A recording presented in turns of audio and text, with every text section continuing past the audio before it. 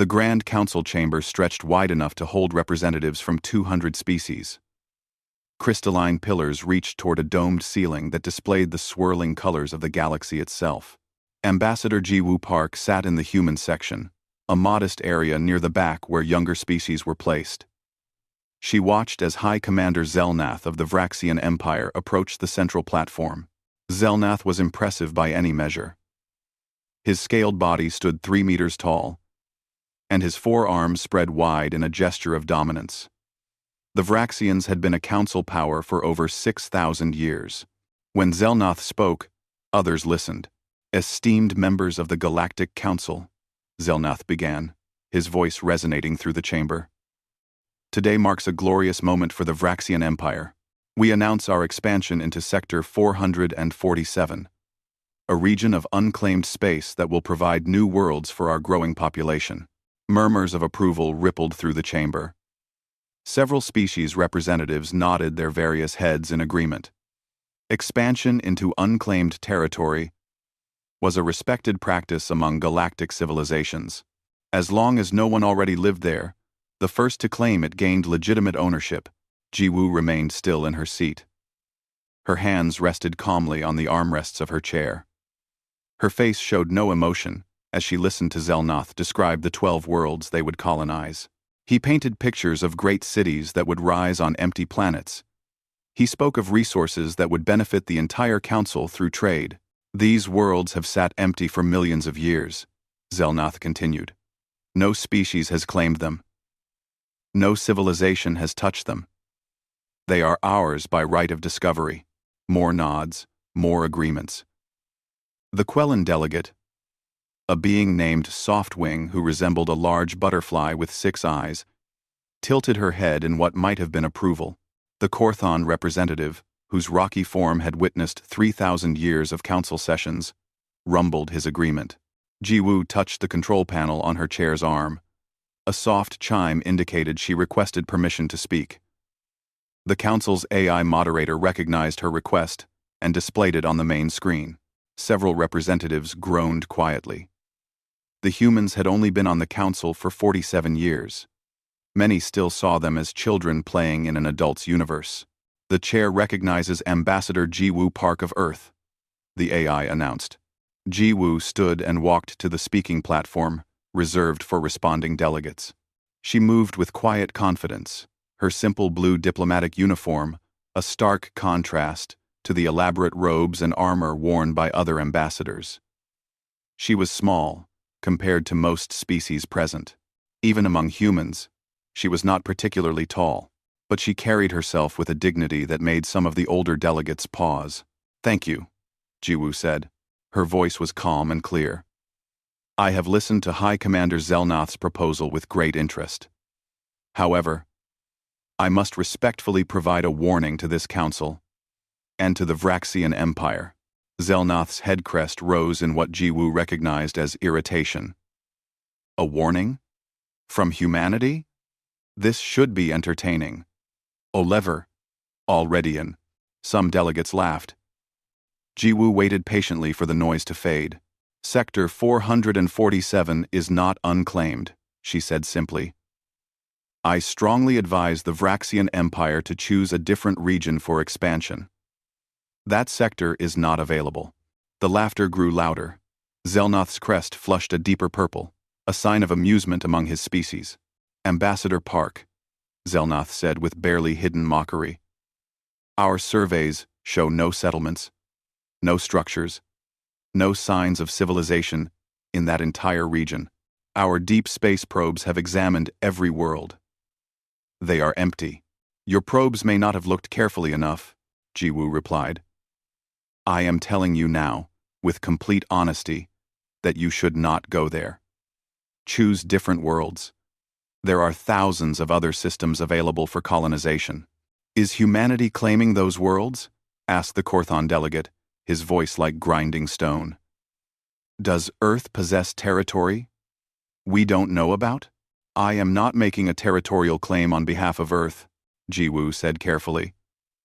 "I am simply warning the Council that Sector 447 is not what it appears to be. Going there will lead to consequences that the Vraxian Empire will regret. Zelnath descended from the central platform and approached Jiwoo. He towered over her, using his height to intimidate. Jiwoo did not step back. "Are you threatening the Vraxian Empire?" he asked quietly, but his voice carried through the chamber. "No," Jiwoo said, meeting his eyes without fear. "I am trying to prevent a tragedy.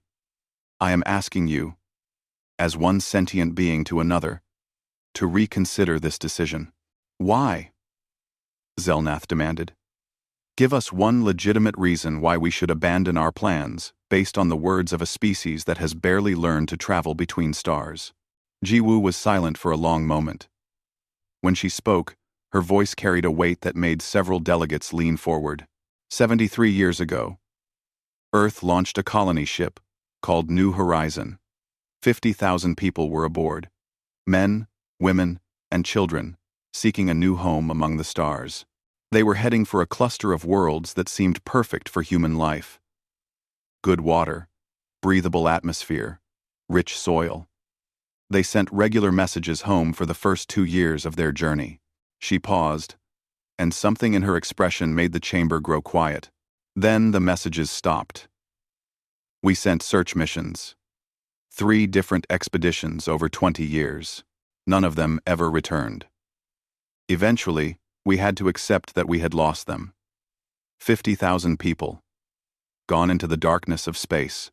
A tragic story," Zelnath said, though his tone suggested he found it merely inconvenient. "But what does this have to do with Sector 447? The New Horizon was heading for the worlds you now plan to colonize," Jiwoo said. "Those 12 planets you claim are empty. That is where our people disappeared." Murmurs filled the chamber.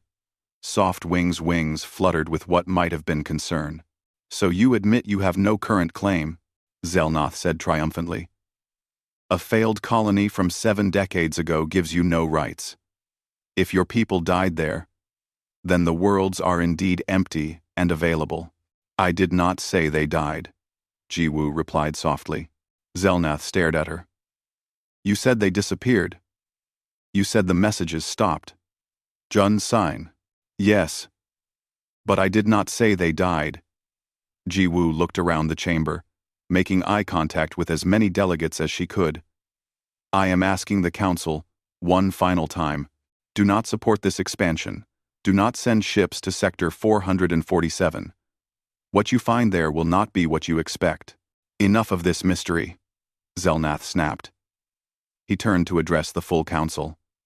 "The human ambassador speaks in riddles to delay our legitimate expansion. I call for an immediate vote. Does this council support the Vraxian Empire's right to colonize unclaimed territory in Sector 447? The vote was called. One by one, species representatives indicated their positions. Green lights for approval. Red for opposition. The board filled with green. Some species voted red. Mostly those who had reasons to oppose Vraxian expansion for political reasons. But the majority supported the claim. Humanity's vote appeared on the board. Red. A single red light among a sea of green. "The Council has spoken," the AI moderator announced. "The Vraxian Empire's claim to Sector 447 is recognized and approved." Zelnath looked at Jiwoo with victory in his eyes. "Your warning is noted and dismissed, Ambassador Park." Jiwoo walked back to her seat. She sat down and immediately began typing on her personal communication device. The message she composed was short and encrypted with the highest level of security Earth possessed. Soft Wing glided over to the human section. Her voice was quiet, meant only for Jiwoo. "You seemed genuinely concerned," the Quellan said. "Was that performance, or do you truly believe the Vraxians face danger?" Jiwoo looked up from her device. Her eyes were sad. "I tried to warn them," she said quietly. "I did everything I could without breaking protocols. What happens next is not on humanity's conscience." "What will happen?" Softwing asked. "They will learn why you should listen when someone gives you a warning," Jiwoo replied. She finished her message and sent it. "They will learn that some places in the galaxy are not empty, They are simply waiting. 3 days later, the Vraxian Expeditionary Fleet departed for Sector 447. 12 capital ships, 40 support vessels, and enough colonists to settle all 12 worlds. High Commander Zelnath led the fleet personally, determined to show the Council that Vraxian strength could not be questioned by upstart species like humanity. Jiwoo watched the departure on her private screen. She whispered words in Korean that the translation software did not pick up. A prayer, perhaps. Or a goodbye. On Earth, the government received her encrypted message. They began making preparations. The message had contained only 5 words. They did not listen. Prepare. The Vraxian fleet emerged from faster-than-light travel at the edge of Sector 447. High Commander Zelnath stood on the bridge of his flagship, the Infinite Glory, and looked at the main viewing screen with satisfaction. The 12 worlds hung in space, like jewels, waiting to be claimed. Begin standard surveys, he ordered. I want full planetary scans within 6 hours. Then we begin landing operations. His sensor officer, a young Vraxian named Kelthix, worked at her station with practiced efficiency. After a few moments, she looked up with confusion on her face. Commander, I am detecting artificial structures in orbit around the 3rd planet. Zelnath's crest rose with interest. Debris from the human colony ship, perhaps? Wreckage? No, sir. These are active structures. Orbital platforms. They are operational and generating power signatures. The bridge fell silent. Zelnath moved to stand behind Kelthix's station. Show me. The main screen changed to display a closer view of the 3rd planet. Hanging in orbit were 3 large platforms, each one bristling with what were clearly sensor arrays and communication equipment. As the Vraxian ships moved closer, more structures became visible. Stations orbited every planet in the habitable zone. On the surfaces below, cities glowed in the darkness of the night sides. There are billions of life signs, Kelthix said, her voice shaking slightly. Advanced technology, agricultural zones, industrial centers. This is not an empty system, Commander. This is a thriving civilization. Zelnath stared at the screen. His mind raced through possibilities. Some other species had claimed these worlds, but the Council surveys had shown nothing. Unless something had changed in the last few months. Hail them, he ordered. Standard first contact protocols. A communication channel opened. The face that appeared on the screen was human. That much was obvious from the basic body structure. The 2 eyes, the way she held herself. But there were differences too. Her skin was marked with scars. Her eyes were harder than those of the humans Zelnath had met on the Council. She wore a military uniform that looked functional rather than ceremonial. I am Admiral Minji Kang of the Horizon Collective Defense Force, the woman said.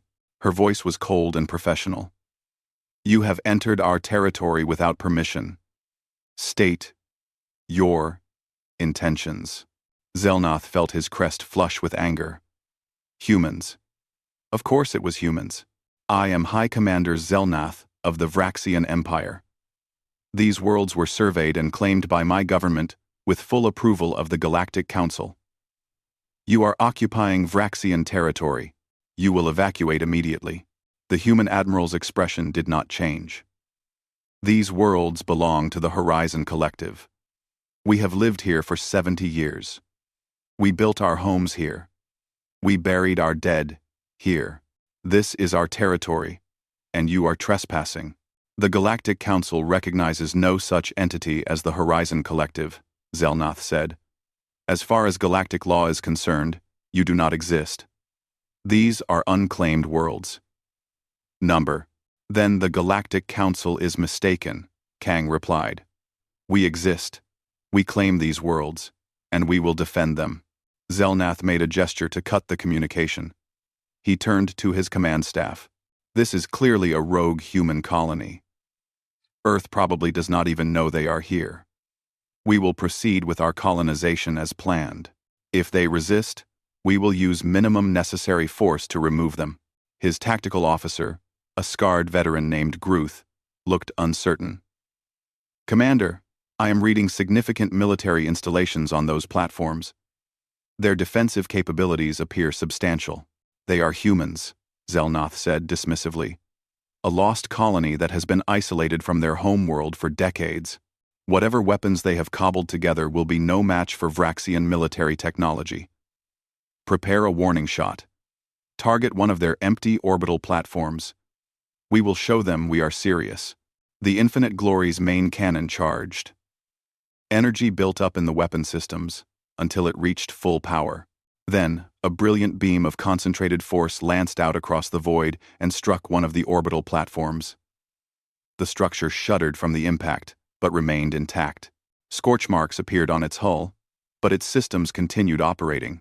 Admiral Kang's face reappeared on the screen. Her expression had not changed, but something in her eyes made Zelnoth's instincts whisper warnings he chose to ignore. "You have fired upon our territory," she said quietly. "That was a mistake. You have one opportunity to correct it. Turn your fleet around and leave. Do it now. We are not leaving," Zelnoth said. "This is your final warning.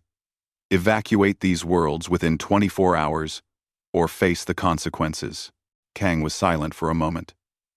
When she spoke, her voice carried the weight of absolute certainty. "No. You had your final warning from Ambassador Park at the Council. You did not listen. You came here anyway. You fired on our station. Now you face the consequences." The communication cut off. Zelnoth felt a moment of unease, but he pushed it aside. He had 12 capital ships. He had the backing of the Council. A lost human colony, no matter how well armed, could not stand against him. "All ships, proceed to colonization positions around the primary target world," he ordered. "If they attempt to interfere, disable their vessels. Try not to cause casualties, but defend yourselves, if necessary." The Vraxian fleet moved forward. They approached the fourth planet, the one Zelnoth had chosen as the site for their capital city. It was a beautiful world, with vast oceans and green continents, perfect for Vraxian life. As the fleet entered orbit, the human stations around the planet came to life. Admiral Kang's voice broadcast on all frequencies.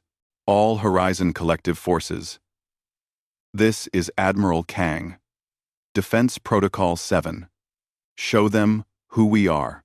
Space lit up with weapons fire, but not in the way Zelnoth expected. The human platforms did not fire on the Vraxian ships. Instead, dozens of small craft emerged from hidden bays. They were fast, much faster than standard Vraxian fighters. They moved in patterns that seemed chaotic, but were clearly coordinated. "Evasive maneuvers," Zelnoth ordered. "Return fire." But the human craft were not attacking. They were marking. Each small ship flew close to a Vraxian vessel, tagged it with a targeting laser, and then darted away before weapons could lock on. Within minutes, every ship in the Vraxian fleet had been marked.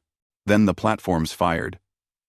Not the massive weapons Zelnoth had expected, but precise beams that struck specific points on each Vraxian ship. The Infinite Glory shuddered as several beams hit its engine section. Alarms screamed across the bridge. "Damage report," Zelnoth demanded. "Main engines offline," Kelthix reported, her voice now openly frightened. "Weapon systems offline. Life support intact. Communications intact. But we cannot move. And we cannot fight." "How is that possible?" "Those were pinpoint strikes on our most vulnerable systems." Across the fleet, the same thing was happening. Every Vraxian ship found itself crippled but intact. The humans had not destroyed a single vessel. They had not killed a single crew member. They had simply rendered the entire fleet helpless with surgical precision. Admiral Kang's face appeared on every screen in every Vraxian ship simultaneously. "I told you to leave," she said. "You chose not to. Now you understand the first lesson of dealing with the Horizon Collective. We survived in a region of space that 3 Earth rescue missions could not navigate. We fought off hostile alien species that you have never encountered. We built a civilization from nothing, while cut off from all support. She leaned forward, and her eyes held the weight of decades of hardship. We are not soft council politicians. We are not naive explorers. We are survivors, and we do not bluff. Zelnath tried to speak, but no words came. His mighty fleet floated helplessly in space, completely at the mercy of a colony he had dismissed as irrelevant. You have 24 hours to evacuate in your emergency vessels, Kang continued. We will tow your ships to the edge of the system. If any Vraxian vessel attempts to return to this sector, we will not be so gentle next time. Tell the Galactic Council what happened here. Tell them the Horizon Collective exists. Tell them we will defend our home. The transmission ended. Zelnath stood on his bridge, surrounded by flashing alarms and frightened crew members, and realized he had made a terrible mistake. On the council station, Jiwoo Park received a priority message on her personal device. She read it quickly, and her expression remained neutral. But those who knew her well might have noticed the slight relaxation in her shoulders. Relief. Perhaps. Softwing approached her again. The Quellan delegate had been watching the human ambassador since the Vraxian fleet departed. You knew, Softwing said. You knew exactly what would happen. I warned them, Jiwoo replied simply. I did everything I could. Earth knew about this colony. This Horizon Collective. For how long? Jiwoo looked at the Quellan with calm eyes. That is a question the Council will be asking very soon. I suspect the next session will be quite interesting. There will be anger, Softwing warned. Fear. Species will demand explanations. Yes, Jiwoo agreed. They will. And I will provide them. But first, they will have to accept a very simple truth. What truth? That humanity tried to warn them, and they did not listen. Jiwoo stood and gathered her documents. Now, they face the consequences of their arrogance, and they only have themselves to blame. News of the Vraxian fleet's defeat spread through the council within hours. Emergency sessions were called. Ambassadors demanded answers, and in the center of it all, Jiwoo Park stood ready to explain exactly what the Galactic Council had unleashed by ignoring a simple warning. The Horizon Collective had revealed itself to the galaxy. Nothing would be the same again. The emergency council session began at dawn station time. Every delegate was present. Some had arrived from distant worlds in the middle of their sleep cycles, summoned by urgent messages about the crisis in Sector 447. The chamber buzzed with angry voices and fearful whispers. Jiwoo Park sat in her seat, calm and composed as always. She had dressed in formal diplomatic attire. A dark suit with Earth's emblem displayed prominently. She knew what was coming. She had prepared for this moment since the Vraxian fleet departed 3 days ago. High Commander Zelnath entered the chamber, and the noise died down. He looked different from the proud warrior who had announced his expansion plans. His crest hung low. His movements were stiff with humiliation. He had been forced to evacuate his flagship in an emergency shuttle while human ships towed his fleet out of the sector like captured prizes. The Council's senior moderator, an ancient being called the First Speaker, who rarely involved himself in daily proceedings, presided over the session. His species had no name that other races could pronounce. They existed as pure thought held together by technology, appearing as a sphere of soft, golden light. We are here to address a crisis, the First Speaker said, his voice resonating directly in every mind present. High Commander Zelnath, report what happened in Sector 447. Zelnath stood, and Jiwoo could see the effort it took for him to speak without rage. We entered the sector as approved by this council. We discovered an unauthorized human colony occupying the worlds we were granted. When we attempted to enforce our legitimate claim, they attacked us with overwhelming military force. My entire fleet was disabled. They have declared themselves an independent nation called the Horizon Collective and refuse to acknowledge council authority. Murmurs filled the chamber. Several delegates turned to look at Jiwoo. She met their gazes without flinching. Ambassador Park, the first speaker said. Did Earth know about this colony? Jiwoo stood and walked to the speaking platform. She moved slowly, giving herself time to gauge the mood of the room. Anger? Yes. Fear? Definitely. But also, curiosity. Some delegates wanted to understand before judging. Yes, she said simply. Earth has known about the Horizon Collective for approximately 5 years. The chamber erupted. Delegates shouted questions and accusations. The first speaker waited for the noise to subside before speaking again. You did not inform this council of a significant human presence in an unclaimed region. Why? Because they are not under Earth's jurisdiction, Jiwoo replied. The Horizon Collective is an independent, sovereign state. They made that clear when we finally re-established contact with them. Earth has no authority to speak for them or reveal their existence without their permission. That is a convenient excuse, Zelnath growled. You allowed us to fly into a trap. I warned you, Jiwoo said, her voice sharp for the first time. I stood on this very platform and told you not to go. I gave you every warning I could without violating the collective's sovereignty. You chose to ignore me. You spoke in riddles, Zelnath accused. You did not tell us there was an armed military force waiting.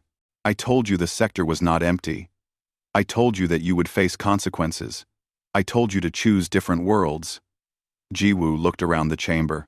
I did everything I could, within diplomatic protocols. You dismissed me because I represent a young species. You paid the price for your arrogance. The Korthan delegate rose, his rocky form grinding as he moved. You should have told us the complete truth. You chose deception. I chose to respect the collective's right to privacy, Jiwoo countered. Just as I would respect any species' right to remain unknown until they chose to reveal themselves. The Horizon Collective did not want contact with the Galactic Council. They had their reasons. What reasons? Demanded the delegate from the Thracian Empire. A species that looked like armored centipedes. What could justify hiding from the Council? Jiwoo took a breath. This was the moment she had been preparing for. 73 years ago, Earth sent the colony ship New Horizon to settle in what we now call Sector 447. 50,000 people. They traveled for 2 years, sending regular messages home. Then, the messages stopped. She activated a holographic display that showed the New Horizon's planned route. Earth sent 3 rescue missions. The first disappeared without a trace. The second sent one final message before vanishing. That message was a warning about hostile alien forces in the sector. The third mission was destroyed while we watched on long-range sensors. Something in that region of space was killing our people. The chamber was silent now. Even Zelnath had stopped his angry muttering. We had to accept that the New Horizon was lost, Jiwoo continued. 50,000 people gone. An entire generation of colonists. We mourned them and moved on, because we had no choice. She changed the holographic display to show planets covered in cities. 5 years ago, we detected unusual transmissions from Sector 447. When we investigated, we found the Horizon Collective. The colonists had not died. They had survived, but barely. Softwing spoke up, her voice gentle. What happened to them? They arrived at their destination and found paradise. Beautiful worlds. Perfect for human life. But those worlds were hunting grounds for a species called the Kravesh. Aggressive, violent, and very territorial. The Kravesh had killed our rescue missions. They attacked the colonists immediately. Jiwoo's voice remained steady, but her hands gripped the edge of the podium. The colonists lost 30% of their population in the first year. They could not run. They could not call for help. They could only fight or die.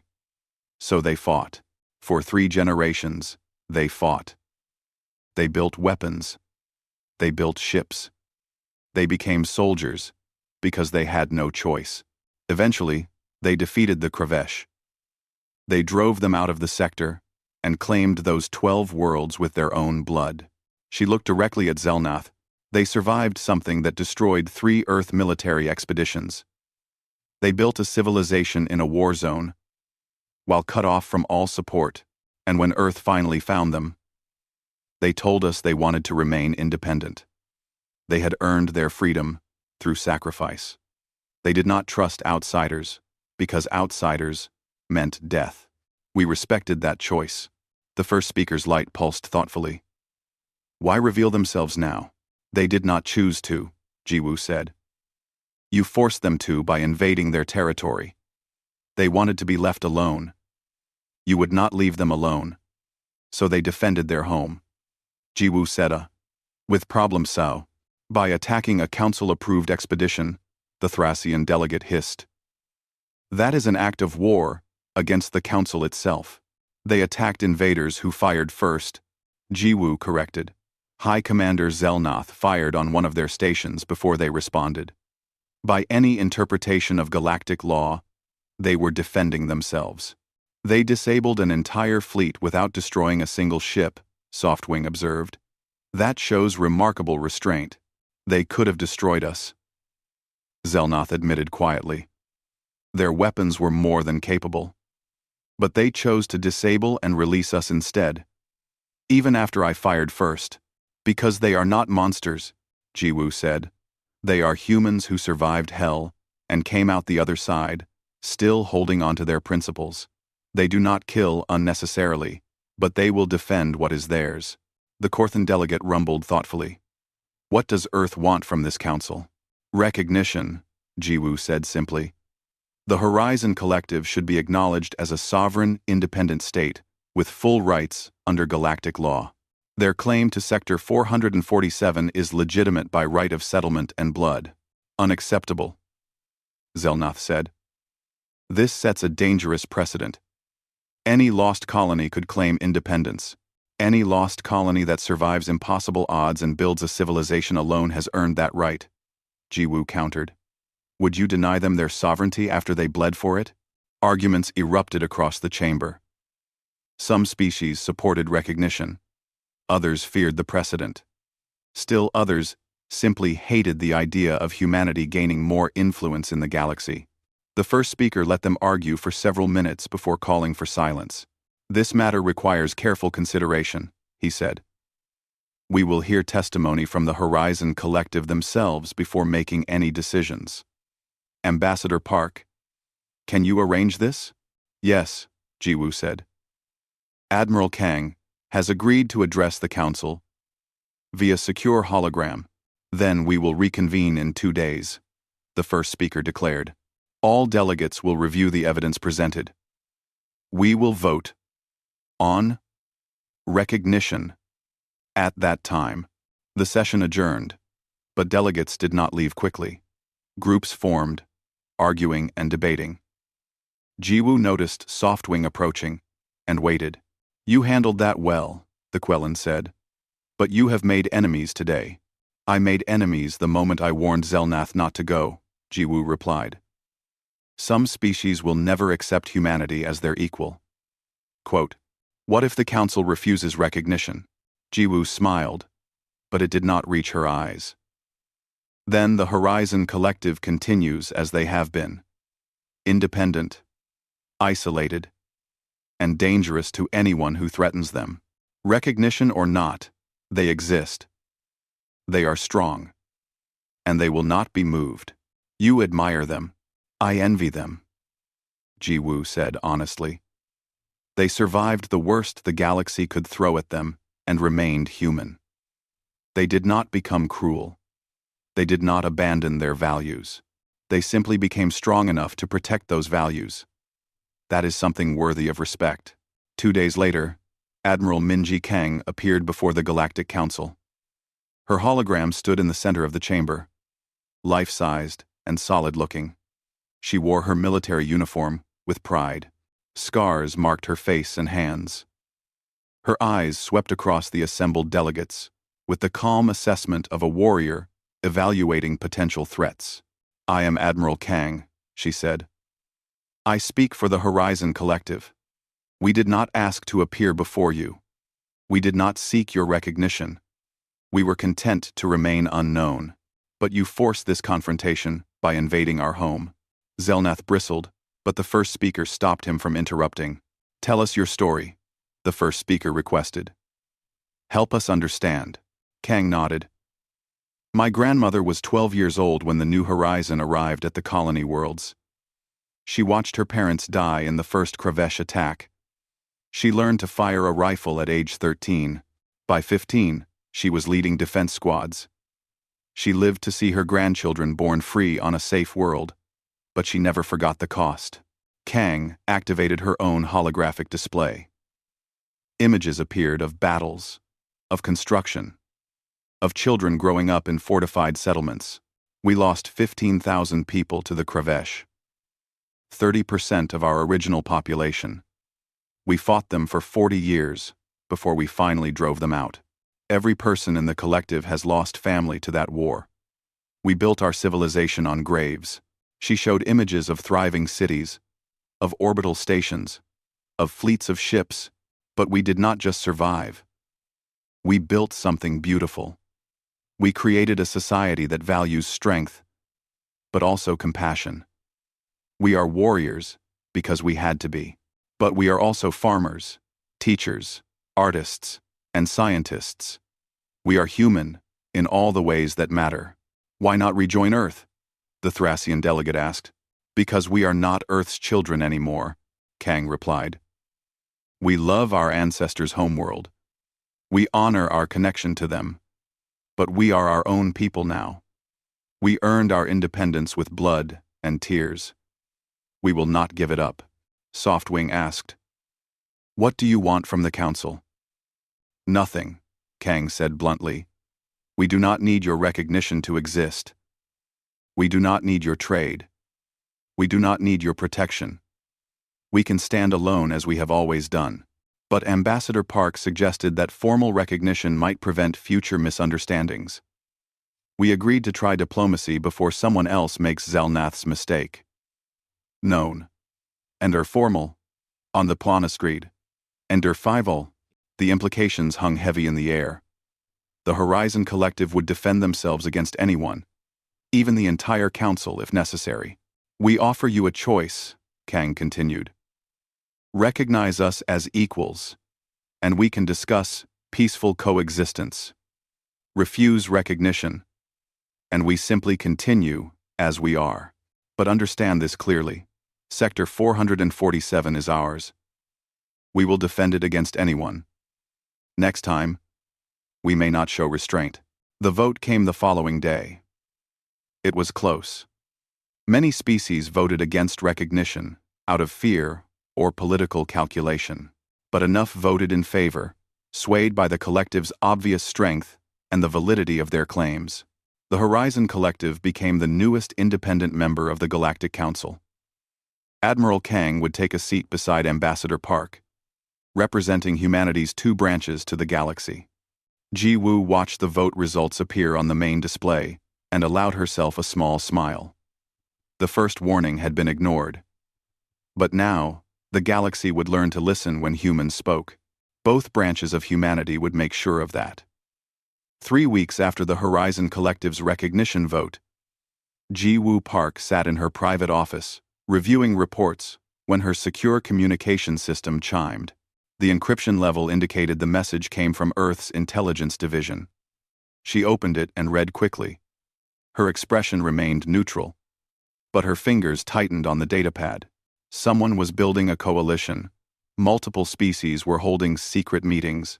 The topic of discussion was always the same: humanity's growing influence, the threat posed by two human factions working together, the need to act before it was too late. High Commander Zelnath's name appeared repeatedly in the intelligence reports. Despite his humiliation in Sector 447, or perhaps because of it, he was rallying species who feared what the Horizon Collective represented. A military force that could disable a council fleet without breaking a sweat. And now, that force had a voice in galactic politics. Jiwoo forwarded the reports to Admiral Kang through their private channel. The response came within minutes. "We know. Our intelligence detected the same meetings. Recommendations?" Jiwoo typed her reply carefully. "Let them make the first move. We need proof before we can act. But be ready. Always ready. That is what we do." The next council session began normally enough. Various species presented routine proposals about trade routes and resource allocation. Jiwoo participated where appropriate, offering Earth's perspective on matters that affected human interests. Admiral Kang sat beside her, still learning the rhythms of council procedures. Kang had proven to be a quick study. She understood politics despite her military background. Or perhaps because of it. She had spent her life reading enemies and allies, understanding motivations and weaknesses. The council was just another battlefield with different weapons. During a break between sessions, Softwing approached the human delegates. Her 6 eyes blinked in a pattern that indicated concern. "I thought you should know," the Quellan said quietly. "Several delegates have approached me asking about forming a coalition. They claim it is about trade interests, but their questions focus on military capabilities." "Your military capabilities. Which species?" Jiwoo asked. "The Vraxians, obviously. The Thracians. The Morduk clans. The Yanthara collective. Perhaps others I do not know about." Kang's expression did not change, but Jiwoo noticed her hand moving slightly. A gesture she had learned meant the Admiral was calculating threat responses. "Thank you for telling us," Jiwoo said. "May I ask why you are warning us?" Softwing's wings fluttered. "Because what happened to the Horizon Collective was a tragedy. 50,000 people sent into the darkness, forced to fight for survival alone. The Council should have protected them. Instead, we knew nothing of their struggle. And when they proved strong enough to survive, some species view that strength as a threat rather than something to respect." "You believe they plan to act against us?" Kang asked directly. "I believe fear makes people do foolish things," Softwing replied. "And some delegates are very afraid of what 2 human factions working together could accomplish." After Softwing departed, Kang turned to Jiwoo. "We should prepare defensive measures." "Not yet," Jiwoo said. "If we mobilize, we confirm their fears. We need to be patient. Patience is not one of my strengths." Jiwoo smiled slightly. "Then it is fortunate you have me as an ally. Patience is one of mine." 2 days later, the trap sprang itself. High Commander Zelnath called for an emergency session. When the delegates assembled, he activated a holographic display showing military fleet movements. "I bring evidence of a threat to galactic peace," Zelnath announced. "Over the past month, both Earth and the Horizon Collective have been moving military assets into positions that suggest preparation for coordinated action. I propose the Council investigate these movements and determine if humanity is planning aggression against other species." Murmurs filled the chamber. Several delegates looked toward the human section with suspicion. Jiwoo stood calmly and walked to the speaking platform. "High Commander Zelnath is correct," she said. Several delegates gasped at her admission. "Earth has been moving military assets, as has the Horizon Collective. Would you like to know why?" Enlighten us," Zelnath said with false courtesy. Jiwoo activated her own display. It showed encrypted communication, intercepts, meeting records, and financial transfers. For the past 3 weeks, several council species have been holding secret meetings. The topic is how to deal with what they call the human threat. These meetings have discussed military action against both Earth and the Horizon Collective. Some delegates have proposed a preemptive strike to disable our capabilities before we become too powerful. End quote. The chamber erupted in shocked voices. Some delegates denied knowledge. Others demanded to know how Jiwoo obtained classified communications. Zelnath's crest flushed dark purple with rage. "You have been spying on council members," he accused. "That is a violation of diplomatic protocols. We have been protecting ourselves from a conspiracy," Jiwoo replied coolly. "When multiple species begin secretly planning action against us, we have every right to gather intelligence. And yes, before you ask, we decrypted your communications. It was not even difficult. Your encryption methods are outdated." Admiral Kang stood and joined Jiwoo at the platform. When she spoke, her voice carried the weight of absolute authority. "Let me make something very clear to this council. The Horizon Collective survived 40 years of war against an enemy that outnumbered us and outgunned us. We did not win because we were lucky. We won because we were better. Better tactics, better intelligence, better adaptation. If you think you can plan a secret military operation against us, you are mistaken. We will know. We will prepare. And you will lose." "Is that a threat?" the Thracian delegate hissed. "It is a statement of fact," Kang replied. "I am not interested in conquest. I am not interested in dominating the council. I simply want to be left alone to protect my people. But if you force me to fight, I will win. And, unlike last time, I may not show restraint." The first speaker's light pulsed brightly, commanding attention. "These are serious accusations. High Commander Zelnoth, were you planning military action against Earth or the Horizon Collective?" Zelnoth hesitated. In that moment of silence, his guilt was obvious.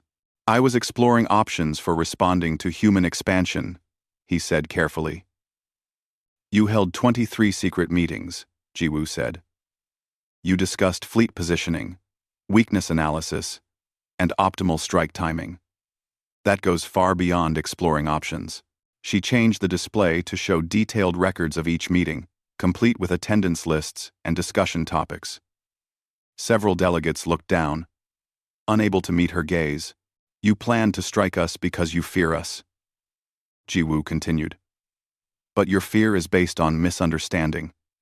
Yes, Earth has been moving ships to defensive positions around our core systems.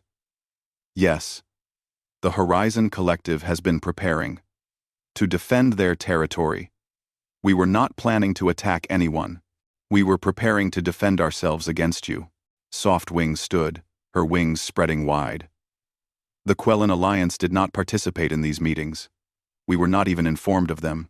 I move that the Council formally condemn this conspiracy and take action against those who planned aggression without Council authorization." "Seconded," said the Korthan delegate, surprising everyone. The ancient being's voice rumbled through the chamber. "I have sat on this council for 3,000 years. I have seen many young species join us. Some were peaceful. Some were aggressive. Humanity is neither. They are protective. They defend what is theirs, but they do not seek to take what belongs to others. This conspiracy is driven by fear and pride, not by legitimate security concerns." The vote was called. The conspiracy was formally condemned by a significant majority. Zelnoth and several other leaders were censured. The Vraxian Empire was required to issue a formal apology to both human factions. But Jiwoo knew the matter was not finished. Censure and apologies were political theater. The real threat remained. Fear, once planted, was difficult to remove. After the session, she met privately with Admiral Kang in a secure conference room. The Admiral paced like a caged predator. "They will try again," Kang said. "More carefully next time. Better encryption. Fewer participants. But they will try." "Yes," Jiwoo agreed. "So, we need to change their motivation." "What do you mean?" "Right now, they fear us because they see us as threats. We need to show them that we are more valuable as allies than as enemies." Kang stopped pacing. "You want to offer them something. I want to offer them everything," Jiwoo said. She pulled up a document she had been preparing for days. "Look at this. The Horizon Collective has technology that Earth does not possess. Defensive systems developed through necessity. Tactical innovations, born from desperation. Earth has resources and diplomatic connections that the collective lacks. Together, we could offer other species things they desperately need, such as protection, Jiwoo said simply. Not conquest, not domination, protection. There are dozens of smaller species on this council who live in fear of their larger neighbors, species who cannot afford massive military fleets but need to defend their homes. What if we offered them defensive technology? Training? Alliance? Kang was silent for a long moment, considering, "You want to turn us into defenders of the weak. I want to give fearful species a reason to see us as friends rather than threats. And I want to make it clear that attacking humanity, either faction, means facing both of us united." It could work, Kang admitted. But some species will see it as building a power block. Let them, Jiwoo said. As long as we build that block on principles of mutual defense and not aggression, we maintain the moral high ground. Over the following weeks, the plan took shape. Earth and the Horizon Collective jointly approached several smaller species with an offer. Defensive technology in exchange for cooperation. Not vassalage. Not submission. True partnership. The Quellan Alliance was the first to accept. Softwing herself negotiated the terms. "My people have always valued peace," she explained. "But peace requires the strength to defend it. Your offer gives us that strength without requiring us to become warriors ourselves." The Henth Confederation joined next, then the Pala Systems, then the Jixar Collective. Within 2 months, nearly 30 species had formed what became known as the Defensive Alliance. Not a military threat to larger powers, but a clear statement that attacking any member would bring response from all. Zelnath watched this development with growing frustration. His conspiracy had failed, and actually strengthened humanity's position. The species he had hoped to rally against the humans were now allying with them instead. He sat in his private chambers, staring at strategic displays, when his aide entered. "Commander, I have news. The Morduk clans have withdrawn from our coalition. They claim they no longer see benefit in opposing humanity." Zelnath's crest flushed dark with rage. "How many does that leave?" "4 species, Commander. The Thracians, the Volcar Empire, the Senth Dominion, and ourselves. 4 species against a growing alliance." The mathematics were clear. Any action they took now would be political suicide. "Then we have lost," Zelnath said quietly. "Not lost, Commander, merely postponed. Humanity is still young, still making mistakes. We can wait. We can watch. When they stumble, we will be ready." But Zelnath was not so sure. He had underestimated humanity twice. Ambassador Park had warned him about Sector 447, and he had not listened. Then she had warned him about the consequences of conspiracy, and again he had not listened. Perhaps the real lesson was simpler than he wanted to admit. Perhaps humanity should not be underestimated at all. In her office, Jiwoo received a message from Kang. Just 2 words. It worked. Jiwoo allowed herself a smile. They had turned a conspiracy into an opportunity. Fear into alliance. Threat into protection. The galaxy was learning to listen when humanity spoke. Both branches of humanity, working together, were reshaping galactic politics, not through conquest, but through offering what others needed most. Safety, security. The knowledge that someone would stand beside them when threats emerged. It was, Jiwoo thought, the most human approach possible. Not domination, partnership. And it was working better than any military victory could have achieved. 6 months after the formation of the Defensive Alliance, the Galactic Council had settled into a new normal. The alliance now included 42 species, nearly a quarter of the Council's membership. Earth and the Horizon Collective sat at the center of this coalition, not as rulers, but as partners who provided defensive technology and tactical training. Jiwoo Park had become one of the most respected voices in the council chamber. When she spoke, delegates listened. Not because they feared her, but because she had proven herself trustworthy. She kept her promises. She warned of dangers before they arrived, and she never used her influence to threaten or bully. Admiral Minji Kang had proven equally valuable. Her direct, no-nonsense approach earned respect from military-minded species. She shared tactical knowledge freely with Alliance members. She trained their defense forces personally, and she made it clear that the Horizon Collective would honor its commitments absolutely. High Commander Zelnoth had grown quieter. His influence had waned after the conspiracy's failure. The Vraxian Empire still held power, but it was diminished. Some Vraxians spoke quietly about replacing Zelnoth with a leader who could better navigate the changing political landscape. On this particular day, the council was in routine session. Trade disputes, resource allocation, the normal business of running a galactic civilization. Jiwoo was reviewing documents on her datapad when the first speaker made an announcement. The council recognizes Ambassador Thekvor of the Senth Dominion. Jiwoo looked up with interest.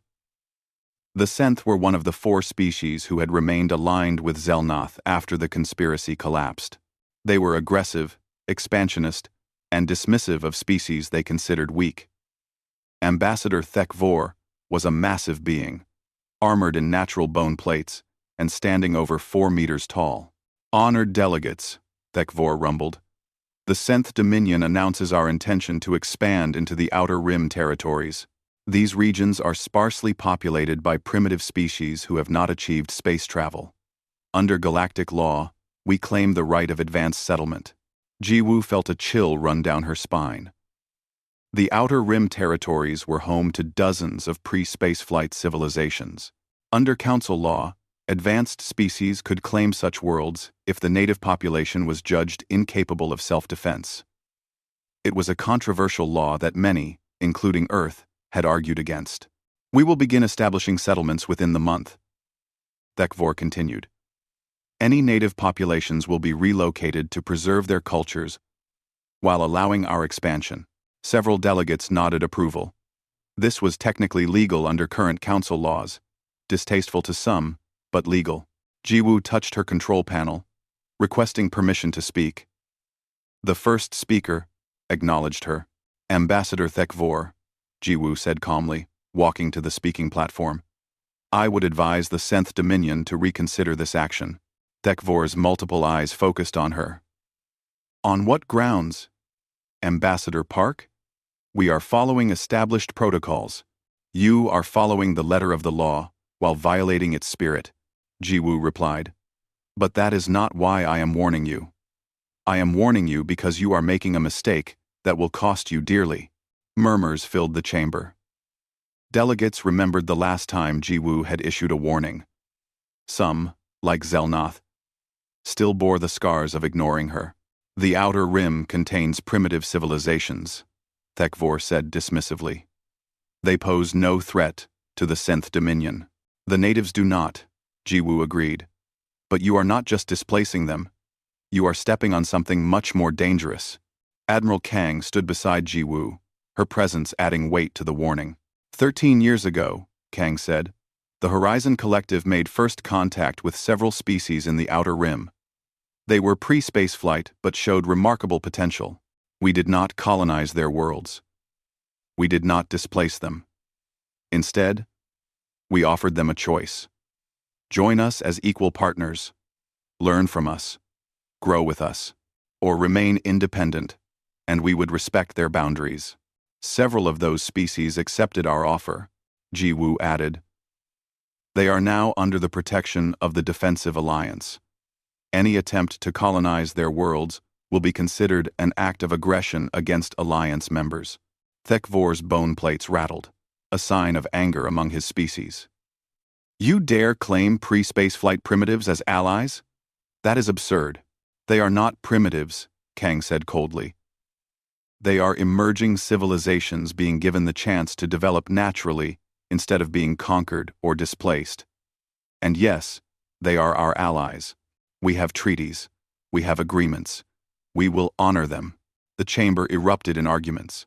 Some species supported the Senth's right to expand.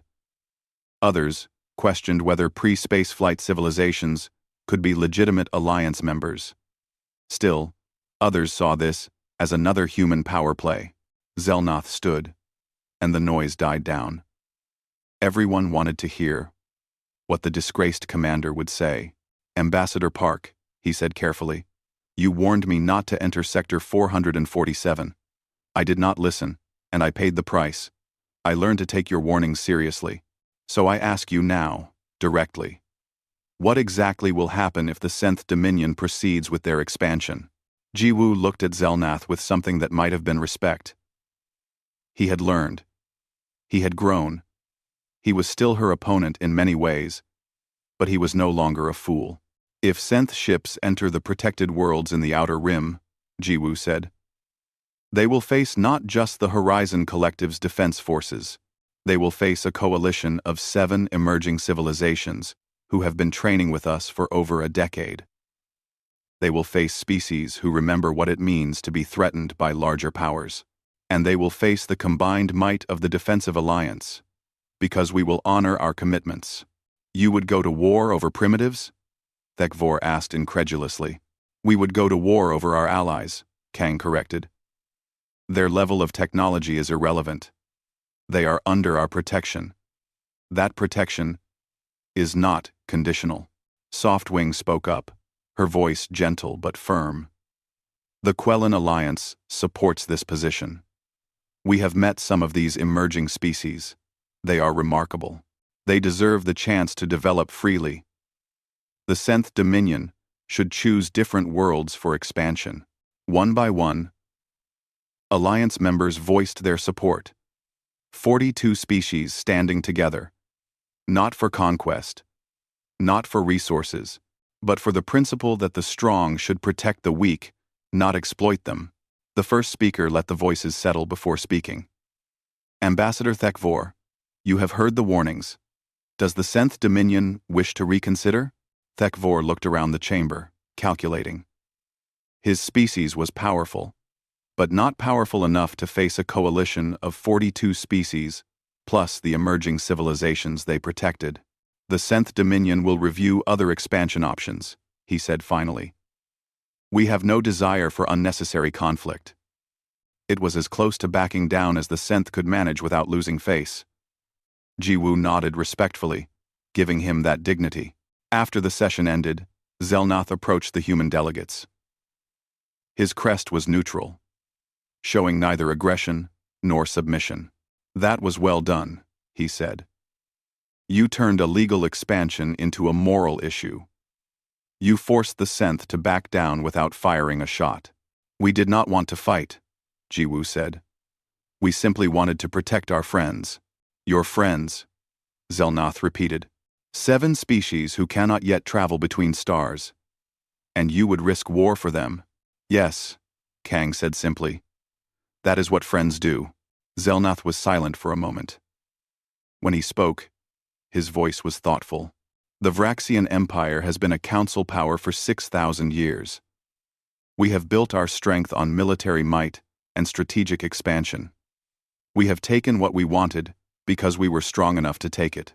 And now I watch humanity, a species barely 70 years in space, reshape galactic politics through friendship and protection." He looked at both human ambassadors.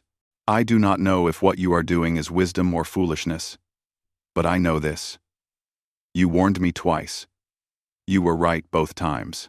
Perhaps it is time the Vraxian Empire learned from you instead of opposing you." Jiwoo studied his face carefully. "Are you offering alliance?" "Not yet," Zelnoth admitted. "My people are proud. We do not change easily. But I am offering respect. And perhaps, in time, cooperation. The galaxy is changing. Species who do not adapt will be left behind." He departed, leaving Jiwoo and Kang standing together. "Do you trust him?" Kang asked quietly. "No," Jiwoo said. "But I respect his ability to learn. That is more than I expected." 3 months later, Jiwoo stood in the council chamber as a new species was formally introduced. The Nithara, one of the 7 emerging civilizations under Alliance protection, had achieved their first faster-than-light flight. They were not yet full council members, but they were invited as observers. Their ambassador, a being who looked almost like a tall, slender human with scaled skin and 3 eyes, approached the speaking platform nervously. "I am Ambassador Zelith of the Nethra," she said, her voice shaking slightly. 60 years ago, we detected signals from space. We feared invasion. We prepared for war. Instead, humans came to us with offers of friendship. They taught us. They protected us. They allowed us to grow at our own pace. She looked directly at Jiwoo and Kang. Today, we make our first appearance before the Galactic Council. We do so not as conquered subjects, not as vassals, but as friends and allies of humanity. And we come with a message for all species present. The chamber was completely silent. If you seek to exploit the weak, you will face opposition. If you seek to displace the helpless, you will face consequences. But if you seek partnership, if you offer respect, if you extend friendship, you will find willing allies. The galaxy is changing. Those who adapt will thrive. Those who cling to old ways of domination will find themselves alone. It was a bold speech from a representative of a species that had not even possessed spacecraft just months ago. But it carried weight because it was backed by 42 council species and the military might of both human factions. After the session, Jiwoo and Kang walked together through the station's observation deck. They looked out at the stars, in comfortable silence. "We did it," Kang said finally. "We changed how the galaxy works." "We started the change," Jiwoo corrected. "It will take generations to complete. There will be setbacks. Species like the Synth will continue pushing boundaries. Leaders like Zelnath will struggle with old patterns. But the foundation is laid," Kang said. "Friendship instead of conquest. Protection instead of exploitation. It is more than I dreamed possible when we first made contact with Earth." Jiwoo smiled. "Your people survived hell and came out human. Mine reached for the stars and remained compassionate. Together, we are showing the galaxy a different way forward." "What happens next?" Kang asked. "More warnings, probably," Jiwoo said with a slight laugh. "Someone will always test the boundaries. Someone will always ignore good advice. And when they do, we will be there to remind them that they should have listened. Like we did with Zelnath. Exactly like we did with Zelnath. We warned him. He did not listen. He learned the hard way. Now he respects us because he knows our warnings are not empty threats. They are honest attempts to prevent tragedy." Kang nodded slowly. "So we continue as we have been, offering friendship, providing protection, and warning fools before they step where they should not. That is the human way," Jiwoo agreed.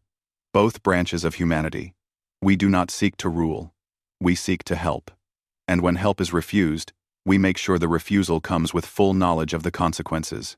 Far across the station, in his private quarters, Zelnath reviewed reports about the Defensive Alliance. Its membership was growing. Its influence was expanding. And at its center, 2 human factions stood together, united by shared values and mutual respect. He had opposed them. He had conspired against them. He had ignored their warnings and paid the price. Now he faced a choice: continue opposing the tide of change, or adapt and find his place in the new order. It was not an easy choice for a proud Vraxian warrior. But it was the right choice. And Zelnath had learned, painfully, that ignoring the right choice only led to disaster. He composed a message to his government. The Vraxian Empire would seek dialogue with the Defensive Alliance. Not submission, not alliance, but dialogue. A first step toward understanding. When Jiwoo received the message, she read it carefully and showed it to Kang. "He is trying," Kang observed. "He is learning," Jiwoo said. "That is all we can ask." "We warned him. He listened. Eventually. Now, he takes the first steps toward change. Do you think others will follow?" "Some will," Others will not. But each species that chooses cooperation over confrontation makes the galaxy safer for everyone. We are not trying to convert them all. We are simply showing them there is another way. Kang smiled, a rare expression on her normally serious face. The Diplomat and the Warrior. Earth and the Horizon Collective. We make a good team. We make a good family, Jiwoo corrected gently. Separated by distance and time, but still family, still human, still committed to the same basic values. Protect the weak, honor your friends, keep your promises, and warn those who are about to make terrible mistakes. And when they ignore the warning, Jiwoo's smile turned slightly predatory. Then, we remind them, gently but firmly, that we told them so. Just as we did with High Commander Zelnath. Just as we will do with anyone else who steps where they should not. The stars stretched endlessly beyond the observation deck windows. Two branches of humanity stood together, looking out at a galaxy. They were slowly, carefully, persistently changing for the better, not through conquest, not through domination, but through the most human approach imaginable: friendship, protection, and the wisdom to warn others before they made fatal mistakes. The Galactic Council had been stunned when the human diplomat warned them. Now they were learning to listen, and the galaxy was better for it.